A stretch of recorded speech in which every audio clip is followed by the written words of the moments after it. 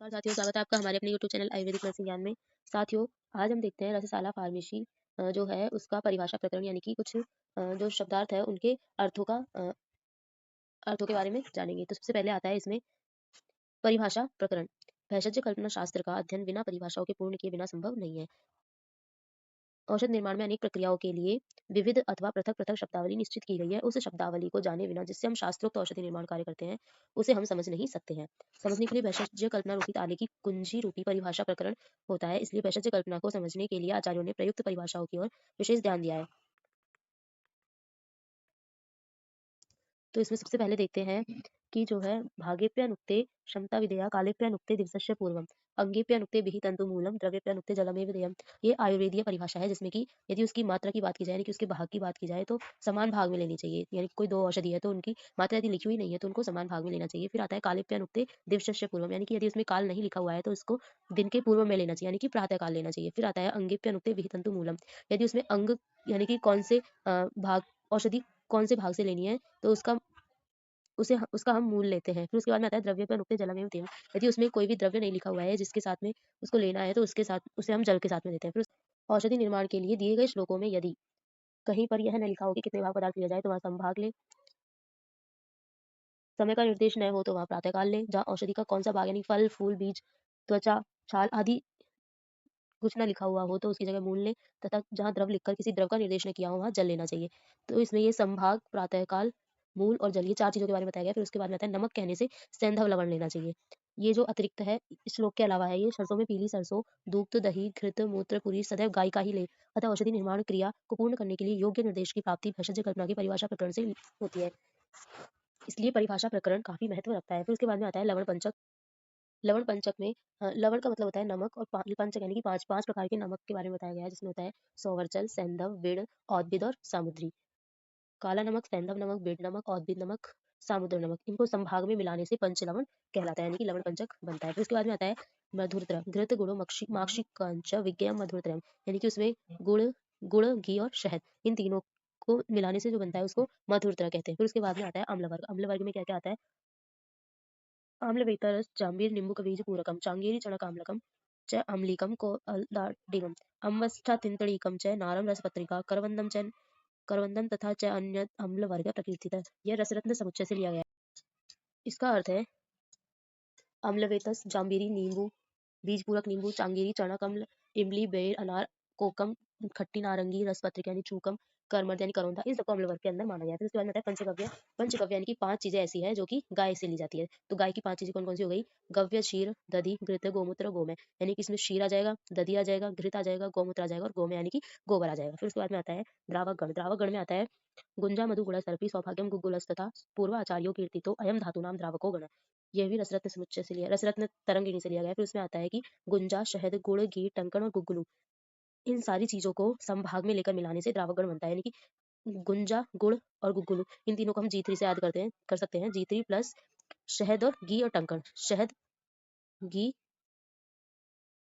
और टंकण। तो इसके बाद में हम देखते हैं कि रसपंक क्या है। रसपंक में आता है शुद्ध स्वर्ण आदि धातु को शुद्ध पारद में मिलाकर अथवा केवल शुद्ध गंधक संभाग या अर्ध या द्विगुण भाग लेकर पत्थर के खरल में 4 से 5 दिनों तक मर्दन कर कज्जली जैसा बना ले। उसके बाद उसमें औषधि स्वरस के साथ में मर्दन करके उसको पंख यानी कि उसको कीचड़ जैसा बना ले तो इसको रसपंक कहा जाता है। सबसे पहले क्या करना है कि धातु लेनी है कोई भी धातु है धातु ली उसमें पारद पारद लेकर उसका मर्दन करना है। मर्दन करने से कज्जली जैसा बन जाएगा काजल जैसा बन जाएगा। कज्जली का मतलब होता है काजल काजल जैसा बन जाएगा। फिर इसके बाद में इसको काजल जैसा बन जाने के बाद में इसमें कोई भी स्वरस आदि की भावना देते हैं स्वरस की भावना देते हैं तो ये पंख जैसा बन जाता है तो इसको बोला जाता है रस पंख।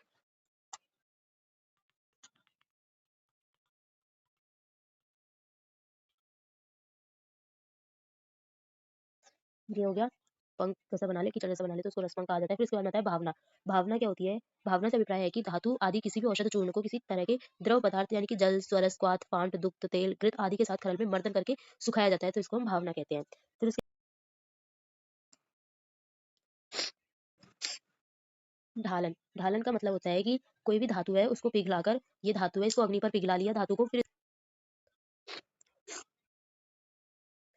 धातु को पिघलाकर किसी भी द्रव में डालना धालन कहलाता है। फिर उसके बाद में आता है आवाप का मतलब होता है कि मूषा में किसी धातु या उपधातु अथवा गंधक आदि खनिज को रखकर तीव्र अग्नि में पिघला लिया। फिर उसके बाद उसमें ऊपर से उसी के अंदर हम इसमें चूर्ण अथवा कोई भी द्रव्य औषध का चूर्ण बनाकर इसमें डालते हैं, तो इसको बोलते हैं आवाप।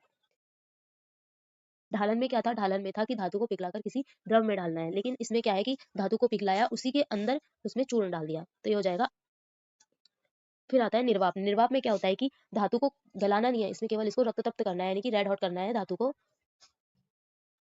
रेड हॉट करके किसी द्रव में डालना है। ये क्या है? द्रव है, कोई भी द्रव है तो इस द्रव में इसको डालना है, यानी कि इसमें इसको बुझाना है, तो इसको निर्वाप कह देंगे। फिर उसके बाद में आता है शोधन। शोधन का मतलब होता है कि खनिज, कृत्रिम, प्राणिज अथवा उद्भिद जो भी औषध द्रव्य है उसमें अवस्थित दोषों को दूर करने के लिए उनका शोधन आवश्यक है। इन सब के लिए उनका स्वेदन, मर्दन, प्रक्षालन, गालन, आवाप, निर्वाप, भावना, भर्जन क्रियाओं द्वारा उनका दोष नष्ट कर दिया जाता है। यानी कि ये सारी क्रियाएं जिनके द्वारा की औषधों का शोधन किया जाता है। औषध द्रव्यों के दोषों को दूर करने के उपक्रमों को ही शोधन कहा जाता है। यानी कि ये सारी क्या है? शोधन विधियां। यह है सारी शोधन विधि। शोधन क्यों आवश्यक है? आभ्यंतर और बाह्य मलों को दूर करने के लिए, दोषों को दूर करने के लिए तथा गुण वृद्धि के लिए शोधन किया जाता है। फिर आता है मारण। मारण का मतलब होता है भस्म बनाने की, उसका पाउडर जैसा बनाना। मारण और भस्मीकरण पर्यायवाची शब्द है। धातु, उपधातु अथवा जांतव तथा खनिज द्रव्यों को विभिन्न प्रमाण की अग्नि में जलाना ही मारण है। मारण के लिए पुटों का प्रयोग किया जाता है, यानी कि उसको आग में पकाया जाता है। इसके लिए कुक्कुट, बरापुट, गजपुट, यानी इस प्रकार के अनेक प्रकार के जो होते हैं पुट होते हैं, तो अलग अलग औषध निर्माण के लिए अलग अलग प्रकार के पुटों का यूज किया जाता है।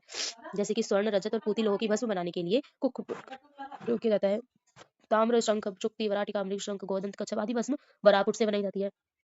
अभ्रक, माक्षिक, लोह आदि भस्म गजपुट में बनाई जाती है। इस प्रकार अलग अलग प्रकार की भस्म बनाने के लिए अलग अलग प्रकार के पुटों का प्रयोग किया जाता है।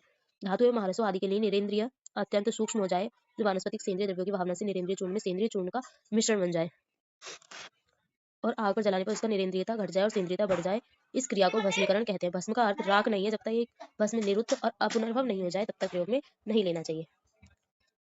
परिभाषा प्रकरण के बारे में देखा है, जो कि डीएनपी फर्स्ट ईयर के जो बुक है रसशाला एवं फार्मेसी औषध एवं पथ्य निर्माण, उसका सेकंड चैप्टर है परिभाषा प्रकरण। तो इसमें हमने इन सब के बारे में देखा है। तो साथियों, यदि आपको हमारी वीडियो अच्छी लगे तो लाइक करें, शेयर करें और इसी प्रकार की और अधिक वीडियोस देखने के लिए हमारे चैनल को सब्सक्राइब करें। धन्यवाद।